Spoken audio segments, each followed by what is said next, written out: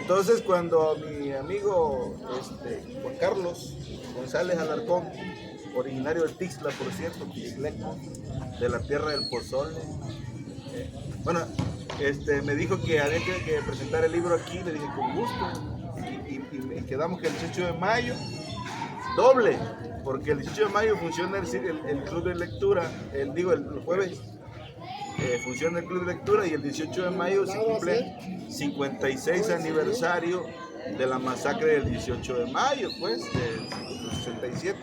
Dije, es el día perfecto, y ese día lo vamos a hacer. Y pues como siempre, ¿no? La raza que llega, pues es una raza interesada, ¿no? En esto. Y me estaba acordando de cuando digo Tixla, me acuerdo siempre del pozole, ¿eh? Y lo que somos dragones, así como que siempre andamos pensando en la comida. Y fíjense que alguien me contaba por ahí una anécdota del pozole. Dicen que el pozole surgió en una fiesta del señor Santiago, pues. Que estaban echando tortillas y cada vez más peregrinos, y pues no daban abasto a echar tortillas. Y luego friendo el cuchi y entomatando carne y todo y haciendo de comer. No daba pues a tanta gente. Cada vez más peregrinos, el señor Santiago, cada vez más peregrinos. Y dicen las cocineras, no, pues hay que hervir todo parejo. Échenle el maíz allí, échenle el cuche adentro, y échenle la cebolla, y échenle todo, y ya que venga parejo. Y de esa manera surgió el pozole, una forma práctica, ¿no? De darle de comer a tanta gente, pues echar tortilla para tantos peregrinos. Y ahí surgió el pozole, ¿no? Entonces es una anécdota, ¿no? de cómo surgió el pozole. Luego se andan peleando ahí que si el pozole nació en Tixla, que si nació en Chilapa, si nació en Chilpancingo, que nació en Mochitlán. ¿Y dónde adoran al señor Santiago más fuerte? En Quechultenango. Entonces pudo haber nacido en Quechultenango, donde el señor Santiago, las peregrinaciones grandes eran para el señor Santiago, pudo ser allá. Pero bueno, es de Tixla el pozole, igual que nuestro amigo Tixleco.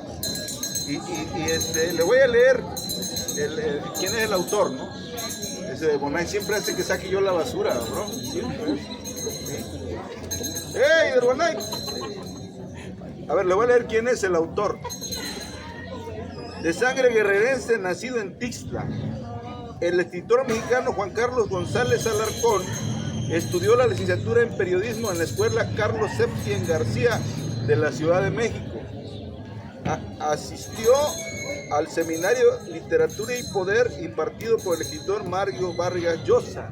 Vale que se roza con tarugo. Premio Nobel de Literatura en la Casa de América de Madrid.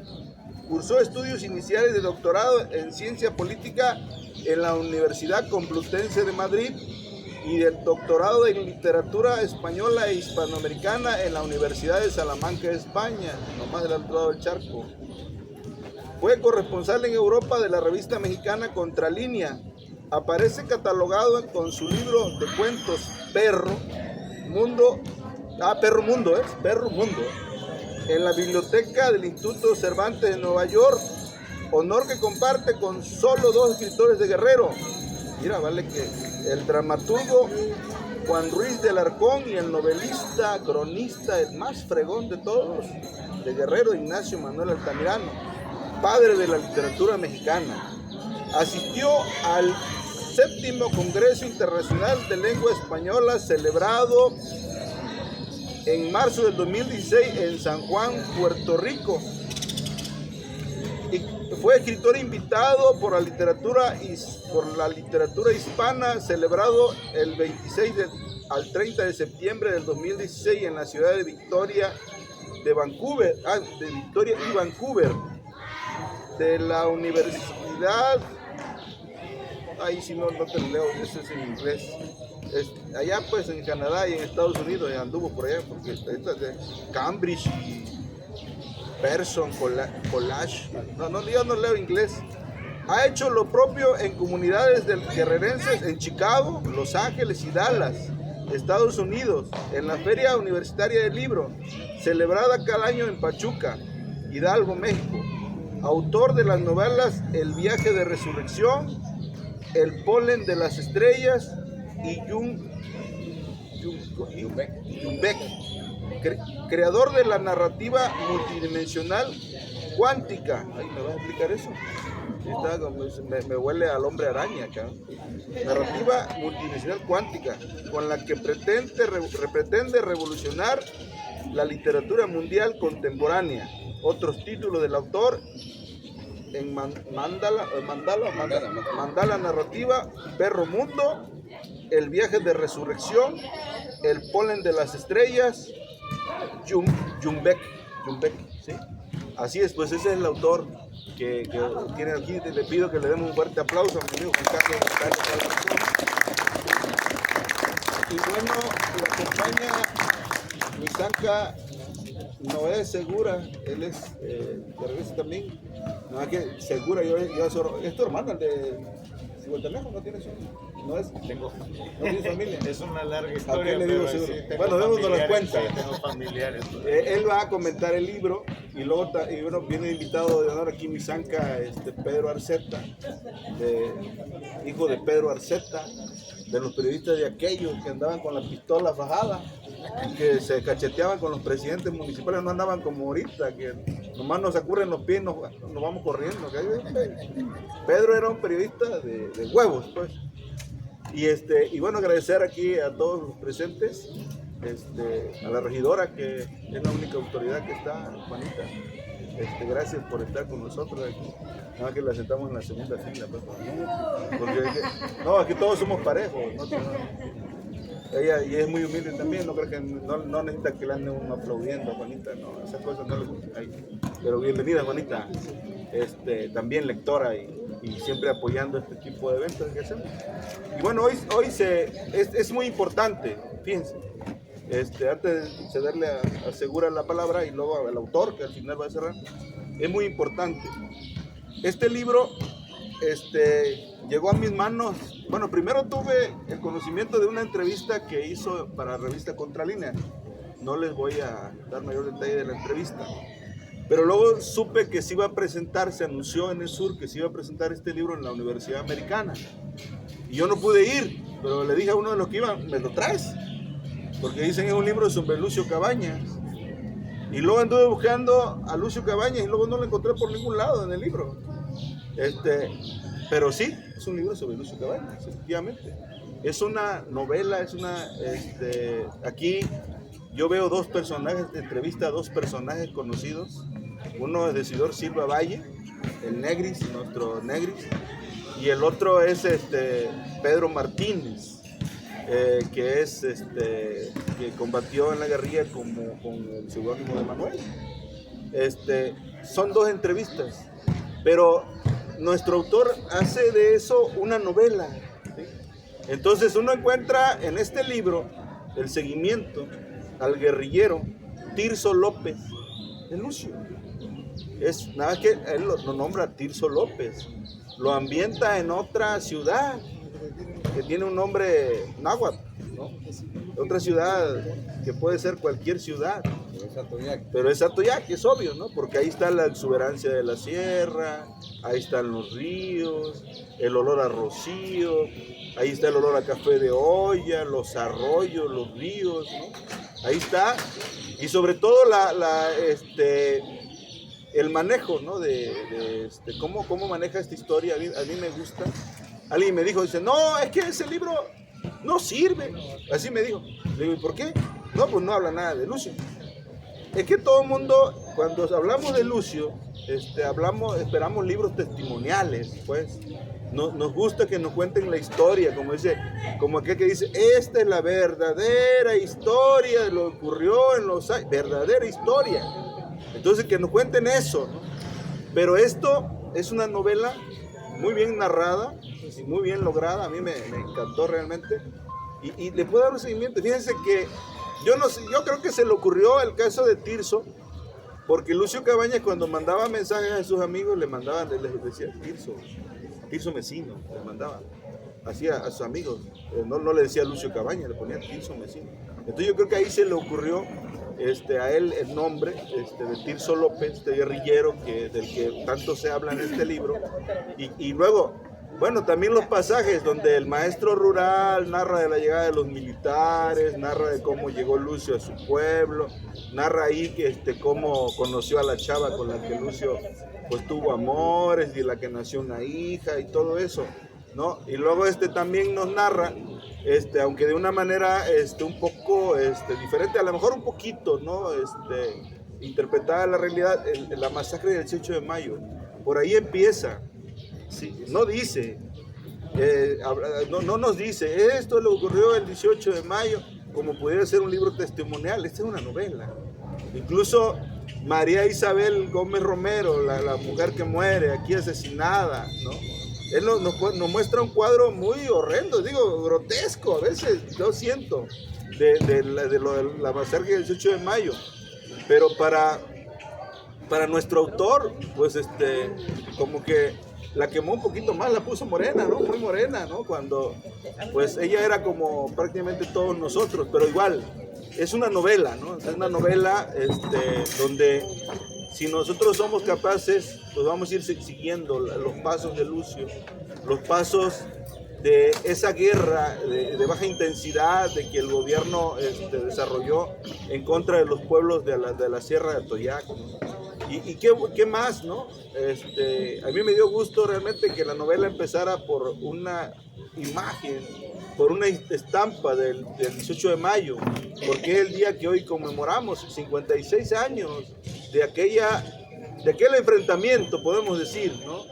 De aquel enfrentamiento desigual, porque el gobierno atacó a los campesinos y comerciantes pequeños que estaban aquí en esta plaza manifestándose, que era una manifestación pacífica. En el momento que la gente se sintió atacada, pues se defendió, y se defendió con lo que traía, ¿no?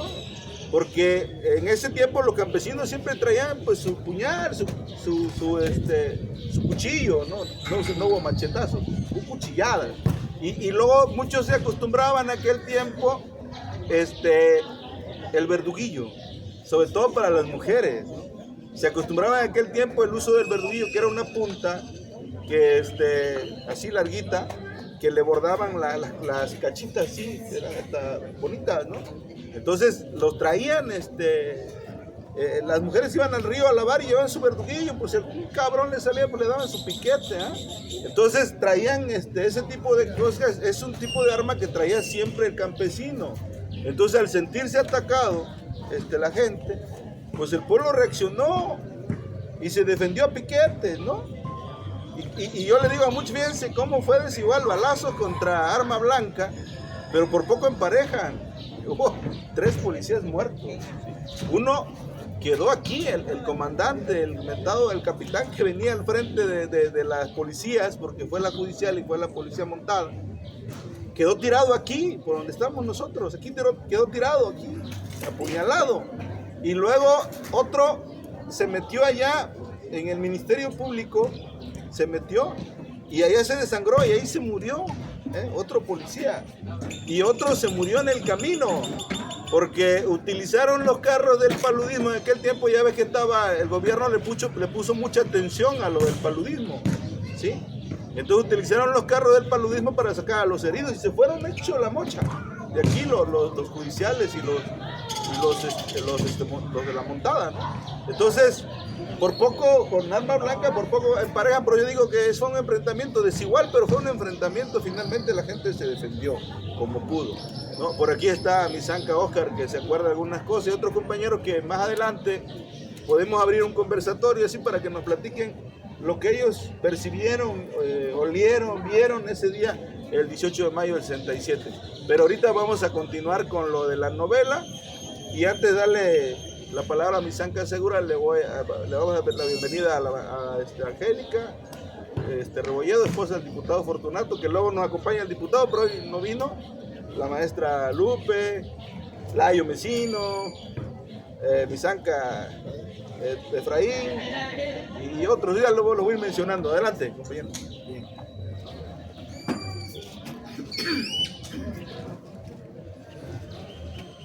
Primero quiero agradecer enormemente la invitación que que me hizo Juan Carlos. Esta novela ya se presentó también en Tasco, me hizo el favor de invitarme y creo que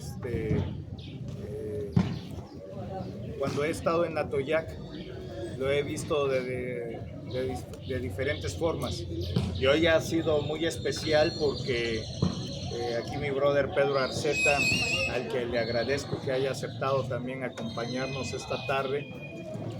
Nunca había tenido el recorrido, lo leí en la novela, pero hace un momento, antes de tomar un sabroso café, que me enseñó dónde cayó Isabel, dónde estaba la casa desde donde disparó Juan García, dónde estaba Lucio colocado, ha sido para mí impresionante, porque una cosa es leer la historia, otra cosa es leer la novela, y otra cosa es estar en el lugar de los hechos. Esta ha sido para mí una visita muy especial a Atoyac. Conversación en el porvenir. ¿Qué se puede hacer en 6 años?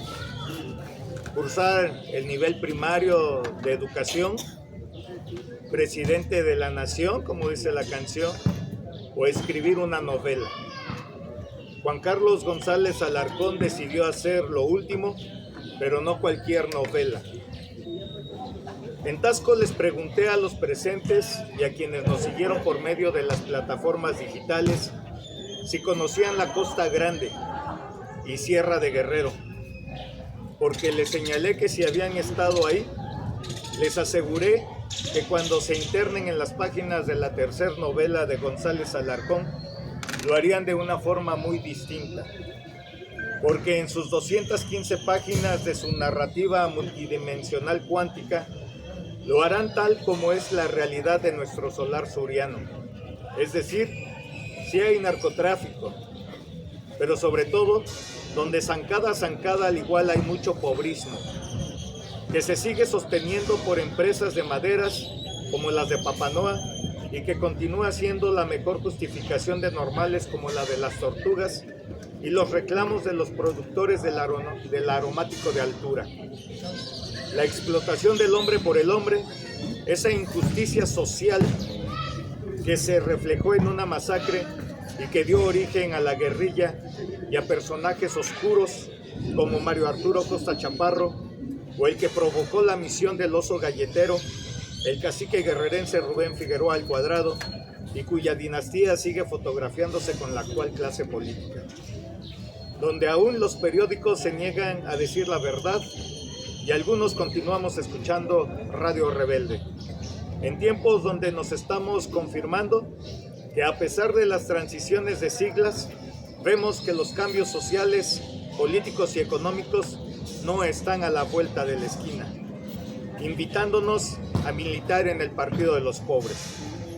Juan Carlos González retrata y se retrata con quienes no tuvieron más opción que soñar sus anhelos de libertad de expresión, de asociación, de respeto a las leyes en un petate y con más de 15 años en la clandestinidad, para terminar trabajando en la escala más baja del IFE, ese INE que hoy quieren demoler hasta con un plan C.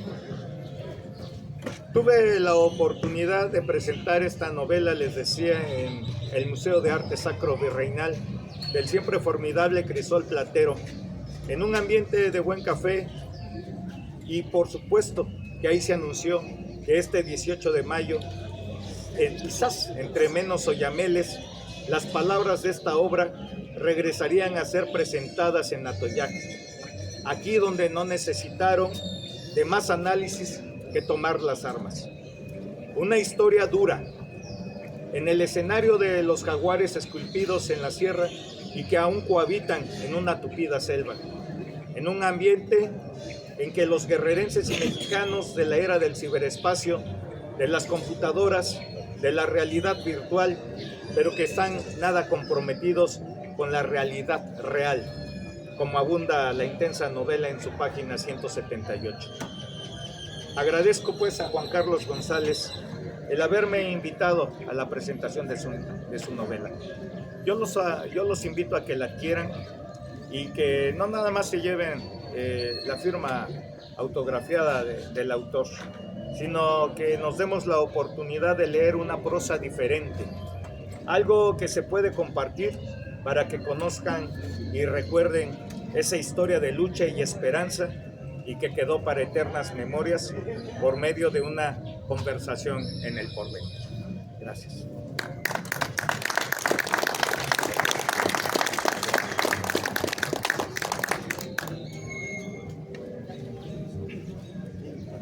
Pues así es, yo creo que el libro les va a interesar. Es un libro que se lee con mucha facilidad, es un libro ameno. Para los que somos de aquí, inmediatamente nos vamos a identificar. Para los que son de fuera, pues a lo mejor les cuesta un poco de trabajo identificarse, pero van a imaginar, ¿no? Como, por ejemplo, el caso de Guerra en el Paraíso, la novela Guerra en el Paraíso. Para muchos extranjeros que leen la novela, pues eso es algo que ocurrió, o tal vez no ocurrió, ¿no? Es una novela, ¿no? de acontecimientos para gente de fuera muy lejanos. Pero para nosotros, por ejemplo, en mi caso, yo tardé más de 15 años para poder leer esa novela. Porque cada vez que empezaba, tenía pesadillas. Cada vez que empezaba a leer la novela, en la noche eran pesadillas terribles. Porque pues a nosotros nos tocó vivir el cerco militar, nos tocó ver en la noche llegar en lo oscuro a hombres armados, exigiendo que matáramos las gallinas, que le dieran comida, ¿no? Nos tocó ver cómo los soldados obligaban a mi mamá a moler para no sé, cientos de soldados, moler, echar nixtamal, masa, tortilla para cientos de soldados. Y allá en el cerro, ¿no? A nosotros nos tocó eso, nos tocó padecer el hambre, nos tocó comer las tortillas de masa minsa con plátano, manzano, o sea, tierno, hervido, para que pudiera alcanzar la tortilla había que mezclar eso.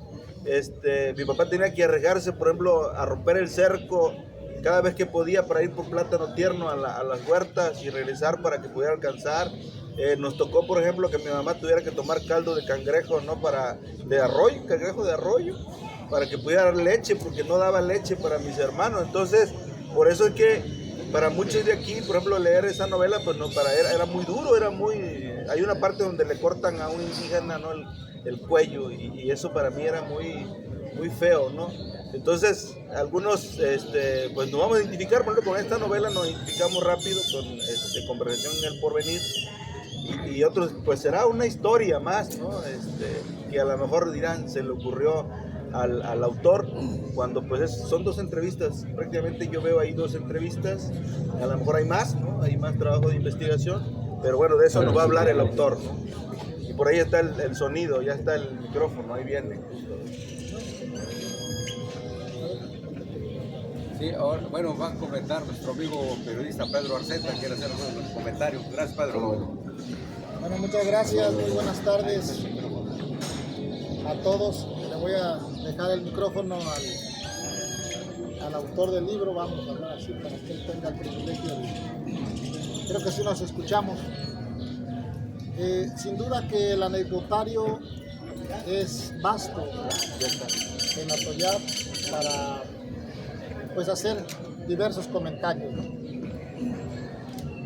Yo saludo con mucho gusto a todos los que están aquí, que son mis paisanos, a Efraín Torres Fierro, de muchas luchas allá en Chilpancingo, en el estado de Guerrero. Me da mucho gusto saludar a todos, algunos amigos contemporáneos, mi maestra en la secundaria, maestra, gracias, que reprobó, pero no es cierto, así pasa con Dios. No hay rencores. Saludo también a los compañeros de los medios de comunicación. Gracias por estar aquí, por ahí a Comagaña y a nuestros compañeros de los medios. Muchas gracias. Quiero compartir solamente que acompañar a Juan Carlos González Alarcón en la presentación de cada una de sus obras ha sido muy gratificante y de mucha enseñanza. Estuve en Taxco de Alarcón también en la presentación. Hoy estamos en Atoyac y el 28 y 29 de junio estaremos en La Habana, Cuba, también presentando esta obra de Juan Carlos González Alarcón. Creo que es efectivamente una novela bien lograda. Quizás no vamos a encontrar la parte central que esperamos, sino una narrativa novelesca que nos va a transportar justamente a una interpretación que nosotros tenemos que hacer de lo que realmente pasó. Y creo que eso lo hace muy interesante, ¿no? Porque nos despierta el interés. Y voy a ahorrar tiempo solamente que de estar en esta plaza en la que yo pasé muchísimo tiempo cuando era niño, jugaba, yo estudié en la Juan Álvarez, ahí hicimos nuestros pininos de tercero a sexto año, porque primero y segundo lo estudiamos en la Modesto Alarcón, y nunca me imaginé que la estatua de Juan Álvarez, con su mano extendida, después de muchos años, yo creo que nadie se imaginó, estuviera dándole la bienvenida a Lucio Cabañas, ¿no? Creo que es una interpretación simbólica que habría que valorar y que a lo mejor no la pusieron con esa intención, pero creo que hay que valorar la forma en cómo está Juan Álvarez dándole la bienvenida a Lucio Cabañas. Muchas gracias, buenas tardes.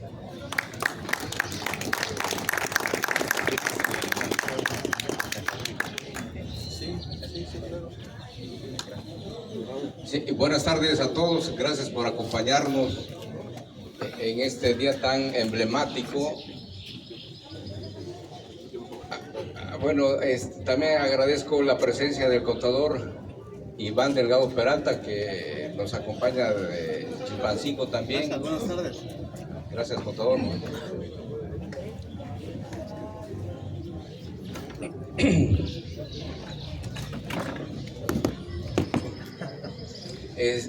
Bien, la novela Conversación al Porvenir, pues es, como bien dice Víctor, una novela.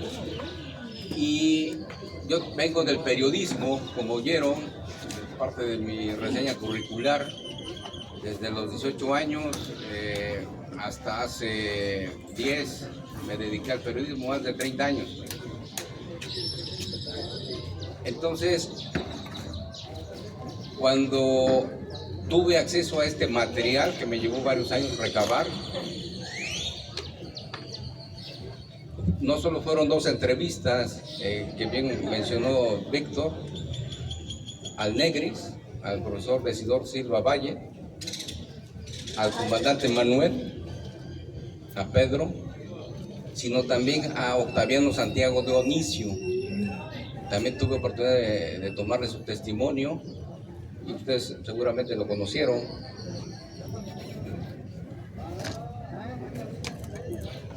Y bueno, toda esa información que yo recabé la contrasté con los documentos que hay en el Archivo General de la Nación, lo que desclasificó el gobierno federal, la Sedena. Y me llevó tiempo documentarme, y eran expedientes y expedientes. Entonces digo, bueno, ¿qué voy a hacer con esto? Bien, había 2 opciones: hacer eso, un libro más histórico, testimonial, documental, que ese es un tratamiento distinto, el texto es más frío, como se hacen estudios de análisis lingüístico, cultural, semántico y todo eso, o el literario que es propiamente la novela, el relato, el cuento. Yo me fui, como oyeron, a preparar como literato, como escritor a España, a la Universidad de Salamanca, la más antigua del mundo, donde estudió Cervantes Saavedra, el autor del Quijote, y ahí aprendí eso, a convertir experiencias de vida a textos literarios. Entonces opté en este tratamiento porque una novela tiene mayor posibilidad de ser decodificada por un mayor número de seres humanos. Es más accesible, más fácil. desde niños, jóvenes, adultos, que un texto más académico, más frío, por llamarle así, con muchos datos, muchas cifras, que sería para un público más reducido.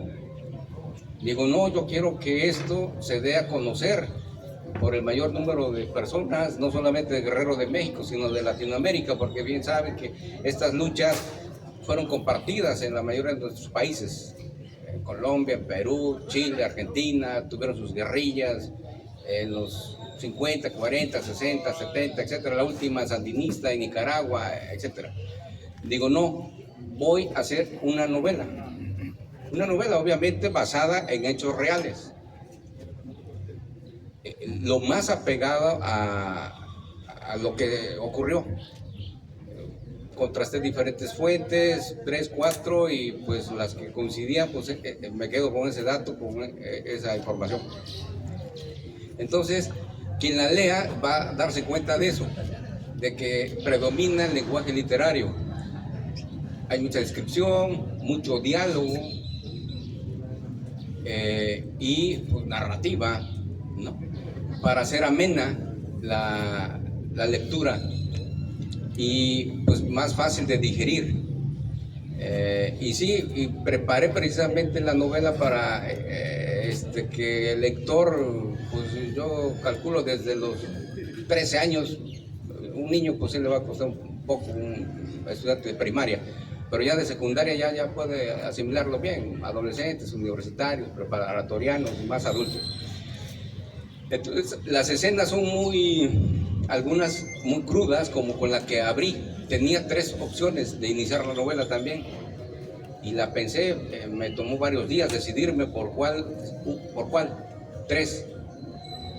Y finalmente decidí esa que mencionó Víctor, de la masacre, porque digo, pues es el momento detonador, cuando Lucio Cabañas decidió apartarse de la vida institucional, legal, y tomar las armas, porque vio que los caminos legales pues se les cerraban y que era imposible transitarlo.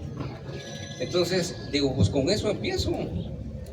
Y sí, la escena es muy dura, como fue, más dura fue en la realidad, obviamente.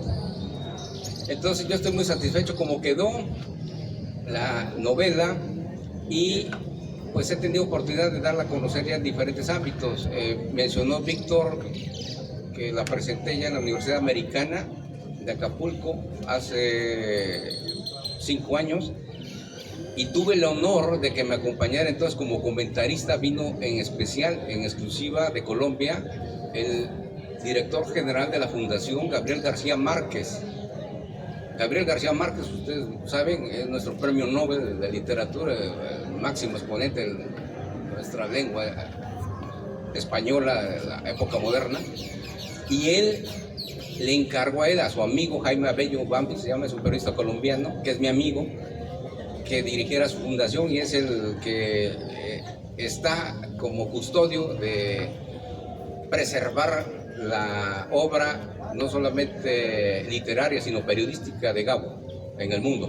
Bueno, él es mi amigo, lo invité, dice, sí, voy, porque leyó la novela y le encantó, le gustó. Dice, no, esto hay que darlo a conocer en toda Latinoamérica, en toda Iberoamérica. Voy a tu tierra, te acompaño. Entonces estuvo conmigo en la Universidad Americana, él comentando la obra. A lo que voy, la novela apenas está empezando a caminar. Una obra literaria, usted sabe, trasciende fronteras, no solamente espacio-temporales, sino lingüístico-culturales. Esta novela yo sé que va a trascender nuestra época, nuestro tiempo, y no solamente va a ser conocida en México, sino en toda Iberoamérica y el resto del mundo, y va a ser traducida, y precisamente por eso utilicé el lenguaje literario, para que pueda ser traducida a unos 50 idiomas y publicada en unos 100 países. Ya me la están traduciendo al inglés, y precisamente un lenguaje literario lo permite. Un texto documental se queda en el ámbito muy reducido de donde ocurrieron los hechos, y es muy difícil que un texto documental se ha traducido al japonés, al chino, al ruso. Quien lo lea en la primera página no me interesa porque no es mi cultura, no es mi historia. En cambio, un texto literario, sí.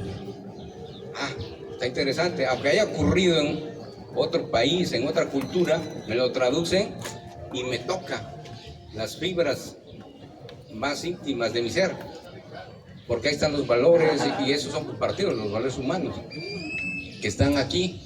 Y no es que yo los haya inventado, son personajes que tomé de la realidad de nuestra historia del siglo XX, y lo que yo hice fue encarnarlos a través de la palabra, a través de un lenguaje literario, y es un tributo literario para esas mujeres y esos hombres idealistas del siglo pasado, de Guerrero, de esta región Costa Grande, Atoyac en especial, que lucharon porque no hubiera injusticias, hubiera progreso, desarrollo en las comunidades, en los pueblos. Ese es mi tributo. Digo, yo tenía 4 años, un año cuando Lucio subió a la sierra. Tal vez en el inconsciente asimilé lo que escuchaba mi mamá cuando yo estaba en el vientre, después de niño, historias, la radio, no sé, las asimilé que había un movimiento y un guerrillero y no sé. Mi inconsciente estuvo hibernando esa historia y digo, bueno, yo no participé, pero tengo una conciencia social. Ya cuando crecí, digo, ¿qué puedo hacer? Pues lo que sé hacer, lo que me dio la vida, Dios, los que crean en Dios, pues un talento escritor. Pues voy a rescatar esa historia a través de mi talento y voy a heredar a los mexicanos, no solamente a los guerrerenses, una novela, una obra. Y yo estoy, gracias, muy satisfecho como quedó, y pues ahora sí que la novela anda en busca de lectores, sus lectores, y que ya cada lector la valore. Yo ya cumplí, y estoy muy satisfecho como resultado. Y ahora sí que el tiempo, que es el que se encarga de decir qué obras trascienden o no su época. Yo sé que esta sí nos va a trascender. Pues por lo pronto es lo que les puedo decir, a reserva de que si hay alguien que le quiera hacer alguna pregunta y podemos abrir ahora sí el diálogo, que sea un encuentro de amigos. Y la verdad yo me siento muy honrado de estar aquí con ustedes en esta tierra. Me acuerdo que, bueno, ahí van a encontrar la historia, que cuando me citó el comandante Manuel, y por aquí me senté en una banquita, y yo no lo conocía físicamente, no sabía quién era, cómo era, porque estaba muy hermético el asunto. Y pues buscaba y veía grupitos de señores, ¿no? Señores, digo, ¿quién será? Y le calculaba por la edad, ¿no? Pues será aquel. Voy ahí y le pregunto, ¿usted es Manuel? Pues no, y bueno, pasó, y la hora que quedamos a mediodía, de pronto vi un señor que iba con un libro cuyo título es Las Muertas. Es una obra muy buena que se les recomiendo, una novela de Jorge Ibargüengoitia, un escritor mexicano muy bueno. Entonces lo vi y luego pensé, digo, es él. Y me acerco a él, digo, ¿usted es Manuel? Y se me queda viendo, ¿usted es fulano? Digo, sí, véngase, vamos a platicar ya.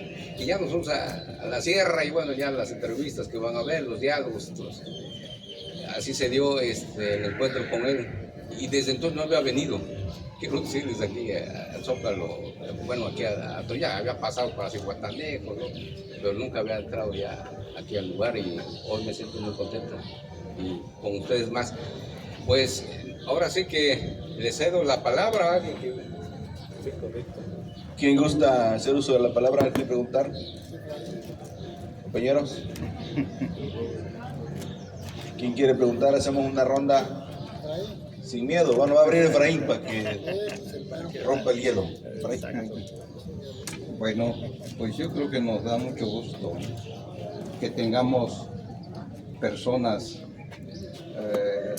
de reconocimiento internacional, y en ese caso guerrerense, que se interesen por la historia, la cultura de nuestros pueblos, que eso le da una relevancia más a todo y un avance a todos nosotros, porque ha habido escritores normalmente que vienen del extranjero y se lo llevan, y ellos son los que dan esas descripciones, esos escritos. Creo que hoy hemos avanzado. Eso implica también ese avance, ese impulso que usted como compañero, podemos decirle que es un compañero porque está también en esta línea de buscar la verdad, la justicia, la libertad, el avance de nuestro pueblo, la solución a los problemas que existen en nuestros problemas, en nuestro pueblo. Y yo creo que es un reconocimiento que en ese caso nosotros, yo pertenezco a una organización nacional del Frente Popular Francisco Villa, México siglo XXI, le doy ese reconocimiento y le agradezco mucho de darme esta participación. A Pedro Arceta, nos conocemos desde hace muchos años ya, compañero también, nos conocemos desde hace mucho tiempo ya, hemos andado hace muchos años ya, conocerlo a usted, saludarlo, pues yo creo que eso nos da una gran ventaja porque nosotros queremos tener esa relación, no nada más como organización, sino como muchas personas que tenemos. Yo creo que lo voy a buscar por medio de Pedro para que podamos platicar, porque hay muchos compañeros nuestros de otras regiones que buscamos personas con esa capacidad y ese nivel que ustedes tienen. Yo creo que todos, es para todos, para Víctor, para todos, es un reconocimiento, porque es un gran esfuerzo que se hace entre todos los compañeros. Así que bienvenido, doctor. Gracias. ¿Alguien más, compañero? ¿Qué dice yo? ¿Qué digo yo?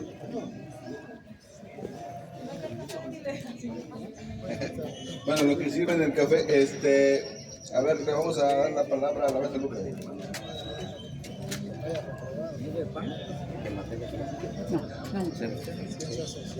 Buenas tardes a todos.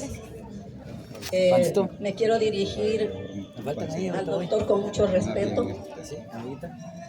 y a los invitados también que nos acompañan, paisanos, amigos, alumnos.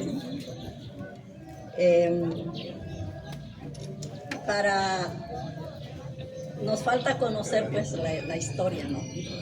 Entonces una opinión no sería tan puntual, pero sí escrita por un hombre como usted con ese currículum que tiene. Creo que este tema es interesante, es importante, y sobre todo porque lo escribe un mexicano, un guerrerense. Entonces, algunas historias nos han llegado de otros personajes que no han alcanzado a ubicarse en la realidad, ¿sí? Han venido a preguntar, han estado por ahí, pero les ha hecho falta haber pisado la tierra y haber conocido de fondo lo que pasó. Yo no puedo decir que estuve en la plaza. Estos capítulos fueron muy fuertes, muy interesantes también por la participación de los ciudadanos. Pero desde que llego a Toyac, abrazo esta lucha, me tocaron ya las secuelas de la guerrilla en Atoyac, y de alguna manera hemos puesto nuestro grano de arena. Yo quiero felicitarlos ahora por ese nuevo mensaje que nos traen, y de una manera tan especial y tan interesante. Felicidades a todos y bienvenidos.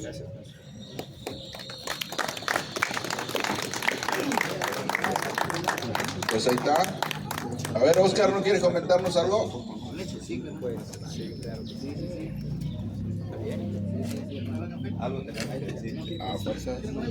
Buenas tardes a todos. Hace rato, compañero me preguntaba que si yo soy de Atoyac. Dije, sí, yo soy de aquí. Y me preguntaba si conocía a algunas personas. Le digo, no, porque cuando terminé la secundaria me mandaron. No me preguntaron si quería o no irme a la Ciudad de México a estudiar. En el año de 1969, cuando estaba el efervescencia. Y esta mañana en la casa de ustedes echaron un pequeño coladito y unos muchachos, señores que son los trabajadores, estaban echando el colado, el trabajo, y yo les pregunté, oigan, ¿y ustedes dónde viven? Y me dicen, en la 18. En la 18. Y le dije, ¿y cómo está eso? ¿Qué quiere decir de la 18? No sé, hay mucha gente aquí en Atoyac, nomás sabe que viven en la 18, pero ni siquiera saben que viven en la 18 de mayo de 1967. Y yo les pregunté, ¿y por qué se llama así su colonia? Y la verdad que no tienen una idea. Y empecé a decirles, ¿por qué su colonia se llama 18 de mayo de 1967? Y les narré no una historia, una imagen de lo que yo vi estando en primer año de secundaria. Y en ese momento estábamos ahí cuando una señora llegó llorando, diciendo que aquí estaban matando a los niños de la escuela. Ustedes saben, las noticias son diferentes.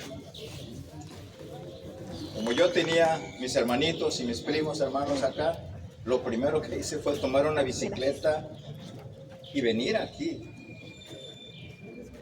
Cuando venía por ahí, por donde conocemos todos como Coppel, encontré que iban el transporte que había traído a la policía con heridos y en una prisa que casi nos atropellan en la bicicleta. Y llegamos a la plaza cuando estaban los cuerpos. Yo le comento a Víctor que había un olor como cuando en las fiestas truenan cohetes, pólvora. Había un olor y una cosa triste, personas. Yo estaba muy joven, en ese tiempo yo no sabía, solo conocía a una persona, el señor Arcadio se llamaba. Fue algo terrible. La lectura de este libro puede ayudar a que muchas personas sepan por qué el 18 de mayo es una fecha importante para todos nosotros. Yo quiero decirles, yo no estoy en ningún partido político, soy una persona que no me voy a ningún lado, pero sé de la importancia de esto, pero me interesa muchísimo esta historia. Conocí una parte, viví una parte y sé que es una historia que debe ser contada, como decía, y que debe ser conocida. Y ojalá que algún día se diga, donde quiera que yo he ido, pues voy y me dicen, ¿de dónde eres? De Atoyac, y me dicen, la tierra de Lucio Cabañas. No hay lugar en la República donde no sepan eso. Pero yo lo que quería comentar es que este libro puede hacer que muchas personas conozcan más. Aquí mismo en Atoyac, las personas que viven en ese lugar debieran de sentirse también bien y deberían de sentirse identificadas. Este es un asunto ya no de política, de nada, es una historia, es algo importante para nosotros. Es todo. Gracias y muchas gracias al escritor.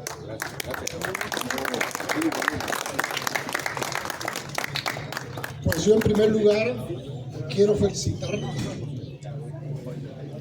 Qué bueno que un hecho como este no se dé a conocer como los que ya conocemos. Varios escritores han escrito sobre el héroe que ahora conocemos desde un punto de vista revolucionario, podemos decir.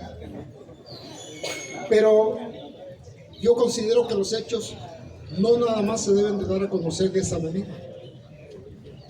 La novela tiene una vertiente contagiosa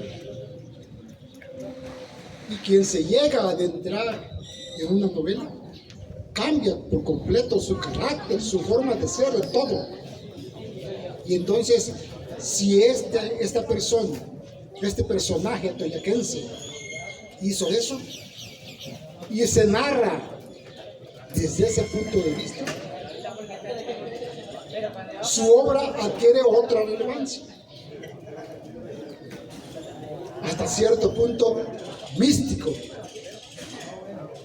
Cuando si él sentía la necesidad y el oprobio que se estaba cerniendo sobre sus paisanos, quizá él no tuvo la oportunidad de darlo a conocer de otra manera. Tuvo un camino que no tuvo opción de escoger. Pero bueno, qué bueno que lo está haciendo como una novela. La novela, yo siempre he dicho que se nutre de verdad y se nutre de fantasía. Y ahí precisamente su esencia, su contenido, su fuerza. La fuerza de una novela es precisamente esa, de combinar la fantasía de tal manera que cuando se nutra con la verdad, no se sepa decir cuándo es una y cuándo es la otra. Pero al fin de cuentas estamos leyendo. Y toda la persona que llega a contagiarse con una novela como la que creo yo que no sé de su contenido, va a haber un cambio, para que vean que no nada más las cosas se llevan a cabo con violencia, también se llevan a cabo por otros medios, precisamente preparándonos y leyendo. Aquí el señor Víctor Cardona tiene un club aquí al que yo asisto. Yo soy de San Jerónimo, pero me gusta venir con él porque aquí tienen un club donde leen y discuten lo que se lee. Tienen ahí un invaluable tesoro de novelas clásicas y todo, y son pocas las personas que vienen. Y yo digo que si el día que se abarrote ese local de personas que concurran a leer, los anexos no van a existir, la violencia no va a existir. ¿Por qué? Porque están leyendo y no lo hacemos.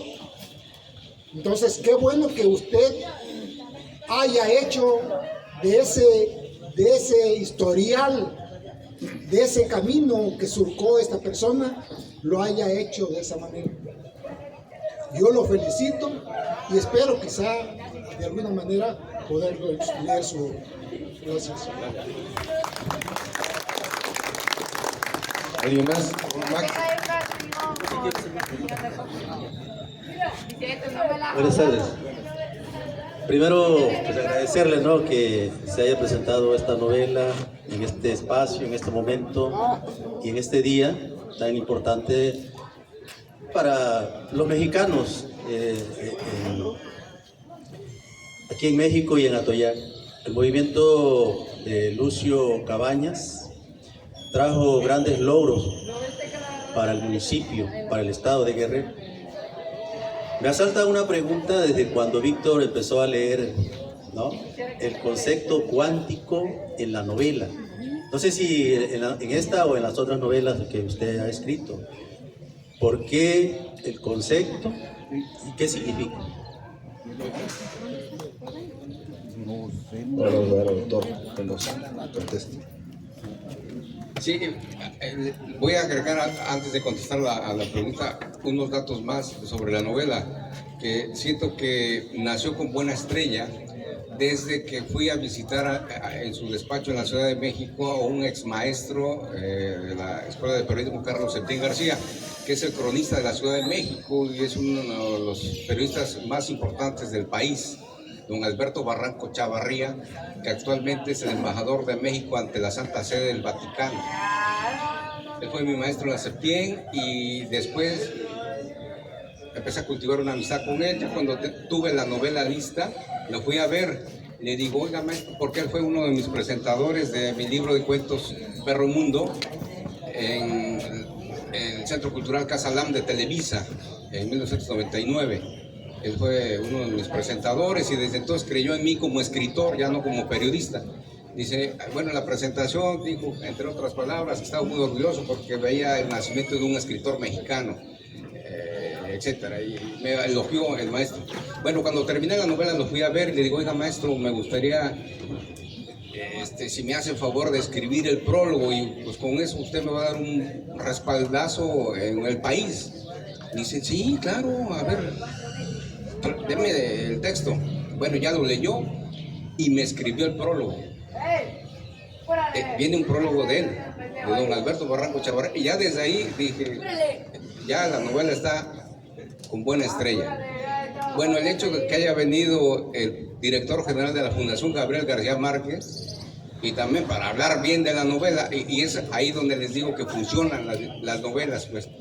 Él con otra cultura, claro que afín a nosotros, compartimos mucho de cultura los latinoamericanos, pero él con una formación caribeña, colombiana, lee la novela y se identifica, le gusta, dice, no, me gustó, voy.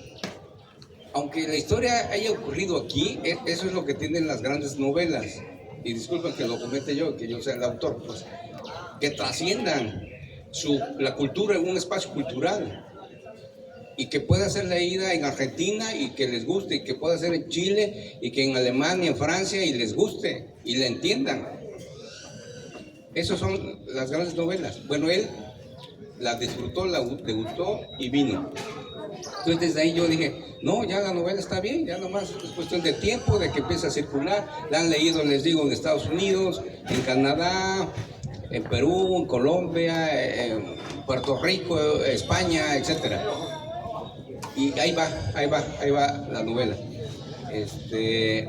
En cuanto al término de narrativa multidimensional cuántica, en específico es Jumbek. Esta novela me tomó 12 años escribirla. Van a decir, ¿tanto tiempo para escribir una novela de 190 páginas? 12 años. Pues sí.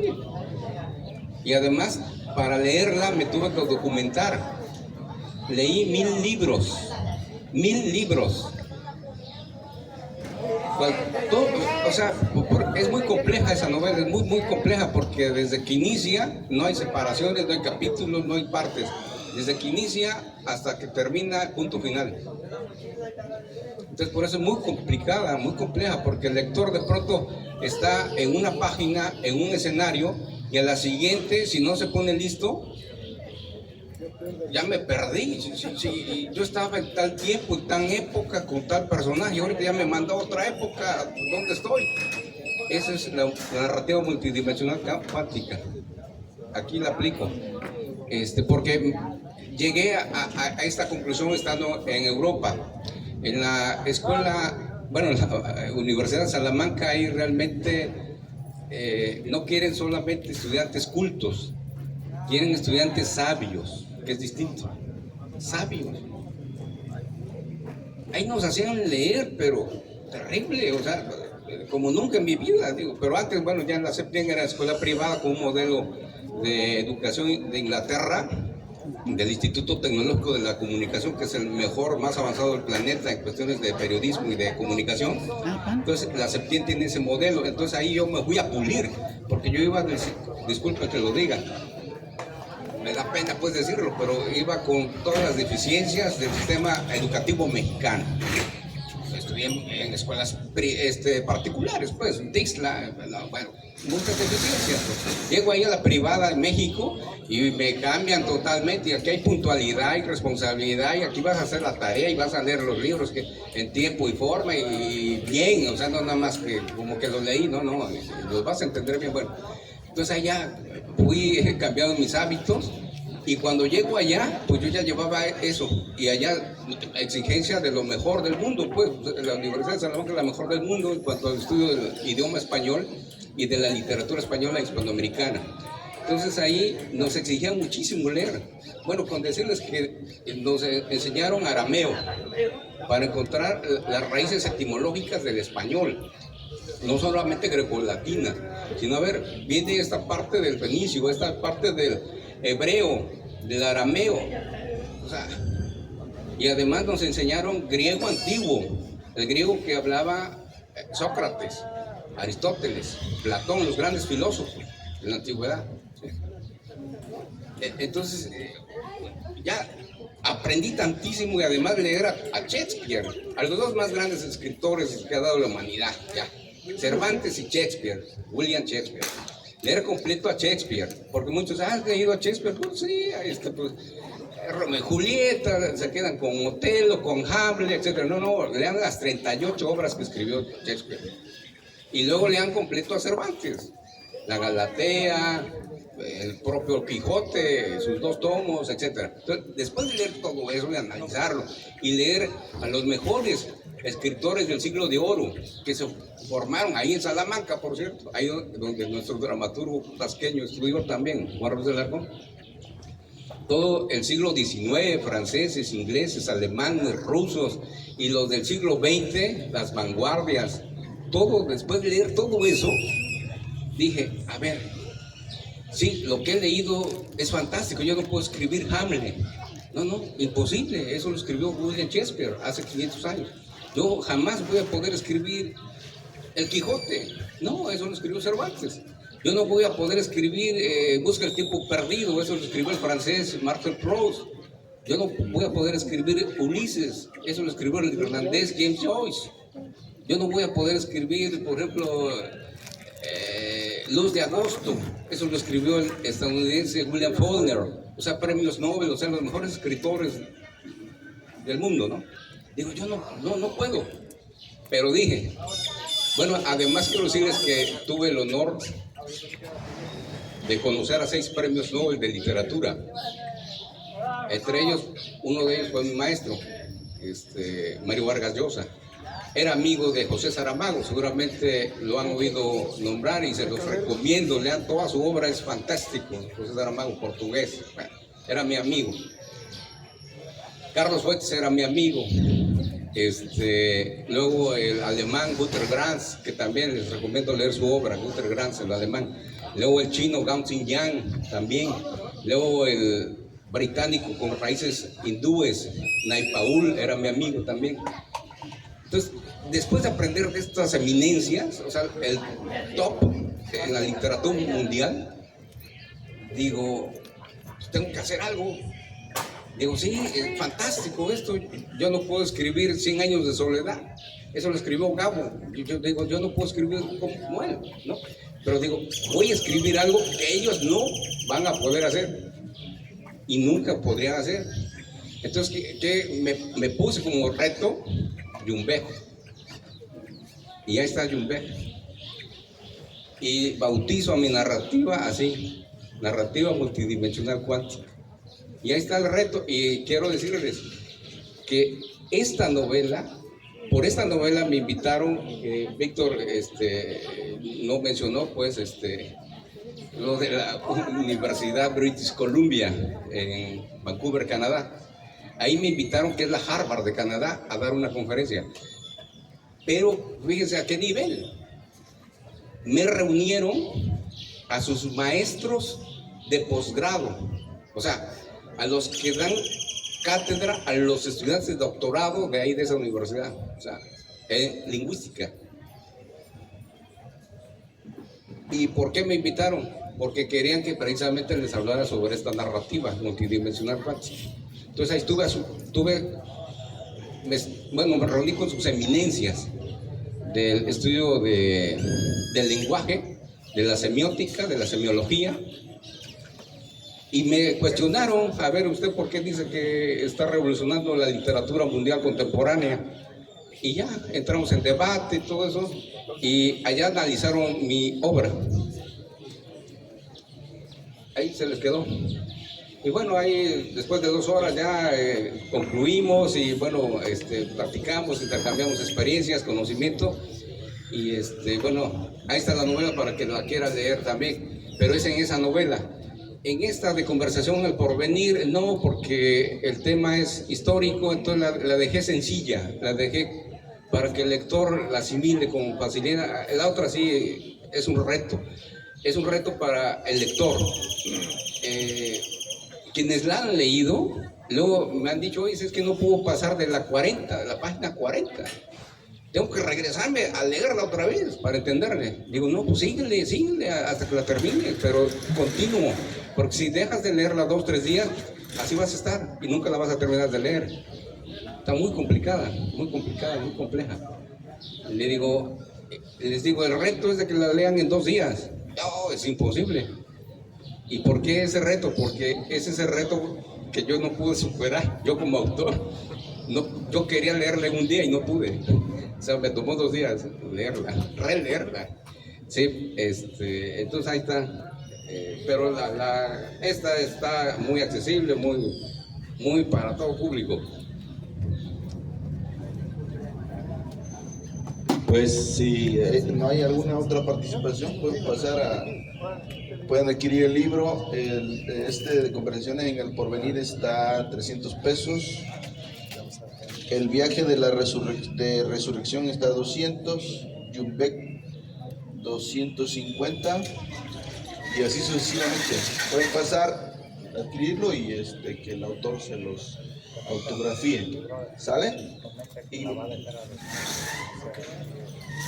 Le vamos a dar. Bueno, a ver, les voy a decir, sí, me da pena, no les dije, pero que las novelas me las publican en Madrid, en España, vienen de allá, aquí no hay en México. Hace un rato me entrevistaron para la estación de radio que tienen ellos en Chilpancingo, porque del público preguntaban que dónde podían conseguir mis novelas. Digo, no, solamente conmigo, que me las mandaron de España y es en mis presentaciones que las llevo yo. Y bueno, ya saben que es en euros. Obviamente yo no puedo dar el precio aquí en México como se vende en España, ¿no? O sea, eso no, o como la vendo en Estados Unidos tampoco, ahí es en dólares, ¿no? Ese es el precio tentativo que me sugirió la editorial. Dice, si puedes venderla ok, pero no, estando aquí con ustedes, esta de 300 se las bajo a 200, esta a 180 y la otra a 120, ¿no? Para el que quiera adquirirla, ¿no? Así es, así que pues con eso yo creo que cerraríamos. El que guste pues al pasar a adquirir la novela, adelante, y bueno, a platicar con el autor si gusta también. Y nosotros seguimos, no sé qué sigue, Erika, qué sigue después de esto.